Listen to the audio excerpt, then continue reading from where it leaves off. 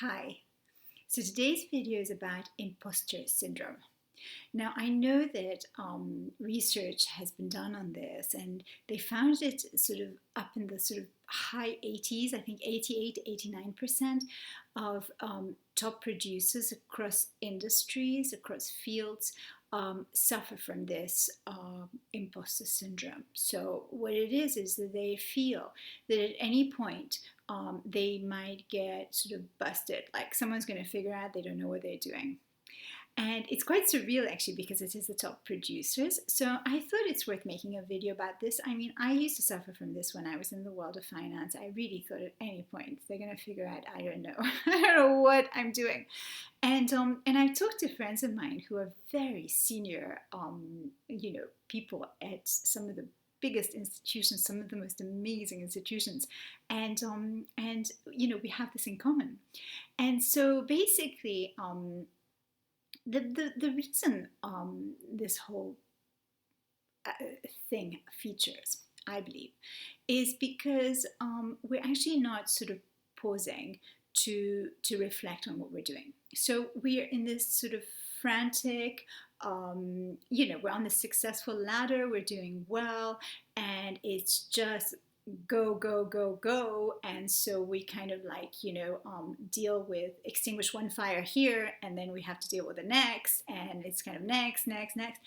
And so it's not that the people who are doing these fantastic jobs or this work, it's not that they're actually not good at it, or it's not that it's just that there is no connection with what they're actually creating and how they're processing that themselves.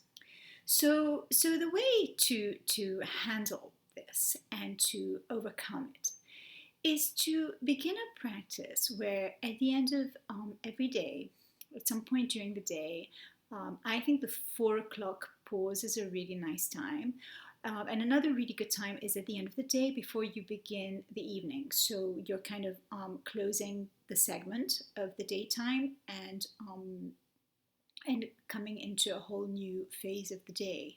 I think it's a really good time to take a few deep breaths and to really connect with where you're at and the successes of the days, and maybe also the moments where you could have done better, where you could have shown up better, where you might have communicated differently. I think those pauses and those reflections allow us to stay very present. And what happens with that is that we tend to take that presence with us when we start again the next day. So it begins, a conversation comes up, a challenge comes up, something that triggers a past experience, and at that point, instead of reacting, we're actually responding because we've taken in what's happened before. And as we do this on a very continual basis, then what happens is we tend to show up to meetings, to transactions, to deals, and in whatever capacity we are, whether we're actually leading the team, whether we're part of a team, whether we're just starting in a team, we bring that presence with us. And when we bring that presence with us, we're bringing our highest self with us. And with that comes wisdom and comes a guidance that's bigger than us, because we are here to become the most magnificent part of us, and there's no part of our life that's actually accidental, even though at some points we might look back and think, oh, why did I do that for this long? But there isn't. Every bit is actually exactly as it's supposed to be, and we know what we're supposed to know when we're supposed to know it. Otherwise, we'd know it before, and we wouldn't have been doing whatever we did. So there's an order to our personal self-actualization, us becoming the best. There's a specific program, and we can detour. Of course, we can, but the detour might actually add a whole section, a whole segment to the creation, the ultimate creation.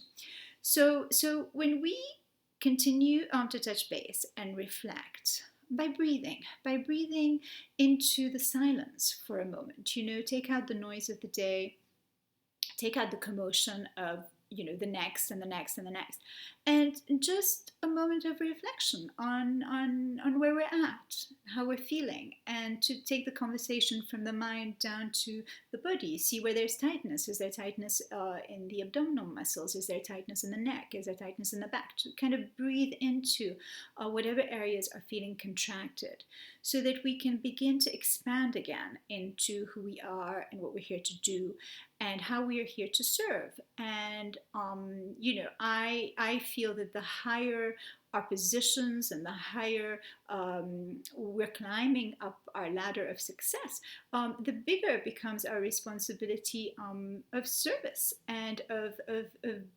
being, of modeling, and of being the most integrity us that we may influence, and we may inspire others to rise as well. Because as we rise, we allow all those around us to rise as well, and to become the biggest and best version of themselves as well.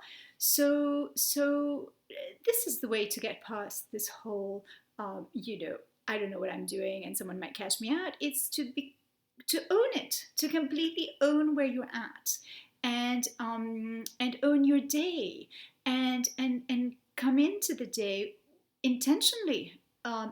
Begin to live your life on purpose, so that moment, that phase, those years become meaningful, not just a rush to get one thing done and the next done, or without any reflection or pause on who you are and who you are becoming in the process. So, and I believe that allows us to feel very at peace with where we are, knowing that we are doing the best that we are capable of on a daily basis, on a moment by moment basis, on a transaction by transaction basis.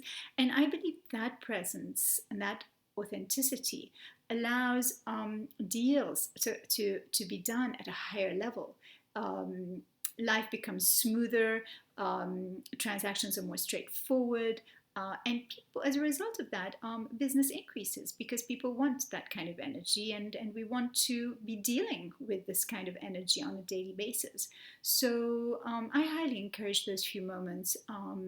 It's a pullback to actually do more. So don't feel like it's taking out of your day. On the contrary, those few moments of deep breaths and reflections and touching base with you and who you are, and ensuring that you're playing at your best, will allow you to rise faster, and to see results that are a lot more productive and a lot more satisfying, personally, and to those who are around you, who get a piece of that energy.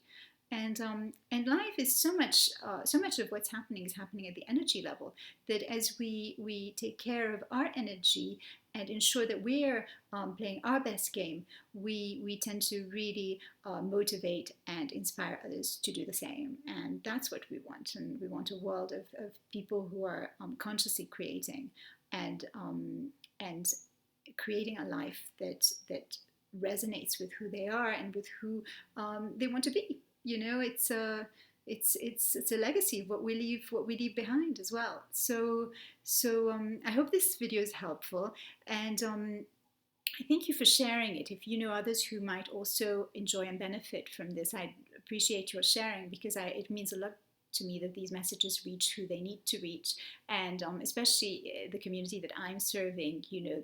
The more logic-minded, the bankers, the lawyers, the accountants, the doctors. I think these messages we can forget them when we are rushing around getting all that needs to get done. So thank you for watching, and thank you for sharing, and I look forward to our next conversation. Until soon, bye.